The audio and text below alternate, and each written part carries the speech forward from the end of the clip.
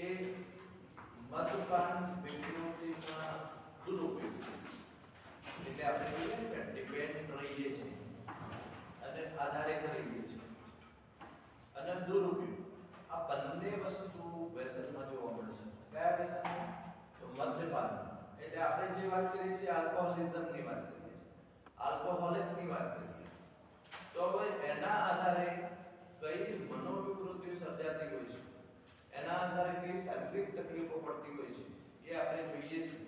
તો એમાં મદ્યપાનના દુરુપયોગમાં આપણને જે શારીરિક ઇફેક્ટો થાય છે એમાં જે સિમ્પટમ્સ કહીએ એટલે લક્ષણો કહીએ એમાં લક્ષણોમાં મિનિમમ એ લક્ષણોની શરૂઆત જ્યારે દુરુપયોગ થાય છે એટલે શરૂઆતના લક્ષણોમાં તમને આ મેં કીધા જે મનોવિકૃતિના લક્ષણો એ જોવા મળતા નથી, બરાબર. પણ ધીરે ધીરે સમય જાય છે, 6 મહિના 12 મહિના આમ સતત એ ડિપેન્ડ એના ઉપર થઈ જાય છે. પછી એનામાં મનોવિકૃતિના લક્ષણો જોવા મળતા હોય છે. તો આ જે લક્ષણોની જે વાત કરી એમાં ઉન્માદ, ઉન્મુક્તતા, ઉત્તેજના અને ભ્રમ અને વિભ્રમ. તો આ શારીરિક લક્ષણો ભ્રમ વિભ્રમના જે વિકૃતિના જોવા મળે છે એ મદ્યપાન વિકૃતિમાં જોવા મળે છે. અતિશય પ્રમાણમાં જે આલ્કોહોલ લેતા હોય છે અને લાંબો સમય સુધી લે 10 વર્ષ 12 વર્ષ સુધી લે એટલે એનામાં આ રીતની આપણે કહીએ ને કે એક રબરની ટ્યુબ હોય તો એને તમે ખેંચો તો એક સમય એવો આવે તો એ તૂટી જાય, બરાબર. તો એક સમયે આપણે ચેતાઓ છે, લંબમજ્જાઓ છે અને આપણું સેન્ટ્રલ નર્વસ સિસ્ટમ છે. હવે સેન્ટ્રલ જે નર્વસ સિસ્ટમ છે એ આખું ચેતાકીય રીતે લંબમજ્જાઓથી જોડાયેલું છે. તો શારીરિક જે મદ્યપાનની અસરો થાય છે એ સૌથી વધારે શેના ઉપર થાય છે? આપણું સેન્ટ્રલ નર્વસ સિસ્ટમ, આપણું નર્વસ સેન્ટર જે છે એ કેન્દ્રીય ચેતાતંત્ર તરીકે ઓળખવામાં આવે છે. એમાં મોટું મગજ, નાનું મગજ, લંબમજ્જા અને કરોડરજ્જુ. તો એના સ્નાયુઓ શું થઈ ગયા છે? લાંબા સમય પછી એની લચકતા, ફ્લેક્સિબિલિટી છે એ શું કરે છે? એમાં ઘટાડો કરે છે. ફ્લેક્સિબિલિટીમાં ઘટાડો થાય તો શું થાય? તે ઉત્તેજનાનું સ્તર ધીમું થાય છે, મંદ થાય છે. એટલે મંદ થવાથી ઉન્માદની અસરો જોવા મળતી હોય છે. હવે જે ઉન્માદ છે એ ઉન્માદમાં શું થાય? તો ઉન્માદમાં આપણે જે સેન્સરિંગ છે, આપણે જુદા જુદા પ્રકારની સેન્સરિંગ છે. તો કઈ સેન્સરિંગ છે? આપણે 5 પ્રકારની સેન્સરિંગ છે. જે ઇનપુટ થાય છે, આપણા ઇનપુટ ડિવાઇસ જો આંખ દ્વારા જોવાનું, કાન દ્વારા સાંભળવાનું, નાક દ્વારા આપણે શું કરતા હોય છે? સ્મેલ અને ટેસ્ટ ને બધું લેતા હોય છે અને કાન દ્વારા શું કરતા હોય છે? આપણે લિસનિંગ કરતા હોય છે.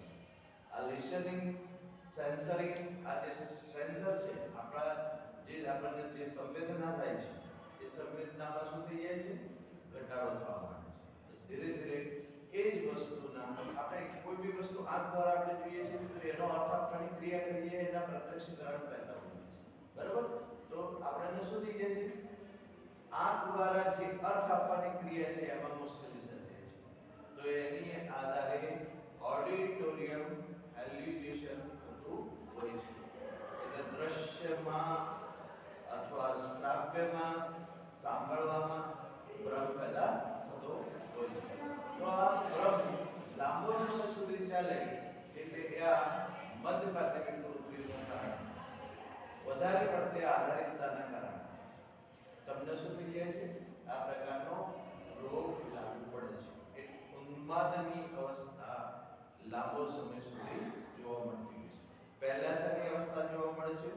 ઉત્તેજનાની અવસ્થા જોવા મળે છે. અતિશય ઉત્તેજનાનો અનુભવ થાય છે. એટલે પહેલા દારૂ જ્યારે પીવે છે ત્યારે એ દારૂ ન પીવે છે અને પછી એક સમય એવો આવે છે કે દારૂ એ જે તે વ્યક્તિ પીનાર ન પીવે છે. એટલે તમે અત્યારે જો તો જાહેર જીવનમાં લઠ્ઠાકાંડ થતા હોય છે. લોકલ લેવલે તમને ઘણા બધા ડ્રગ્સ જોવા મળે છે. ઘણા બધા ડ્રગ્સની વાતે કરી છે. અત્યારે આલ્કોહોલ તમને હાલતા ચાલતા બજારમાં પડી રહી છે. ભલે આપણા ગુજરાતમાં એનો પ્રોહિબિશન છે, પ્રોહિબિશન લાંબા સમય સુધી ચાલતું નથી, બરાબર. પણ જે વસ્તુ નથી તો પણ તમને જોવા મળતી હોય છે. એટલે એનું ચલણ કેટલું બધું વધ્યું છે ને એવા માણસો તમને જોવા મળશે. તો શરૂઆતમાં શું હોય કે શરૂઆતમાં એ આધારિત નથી થતો.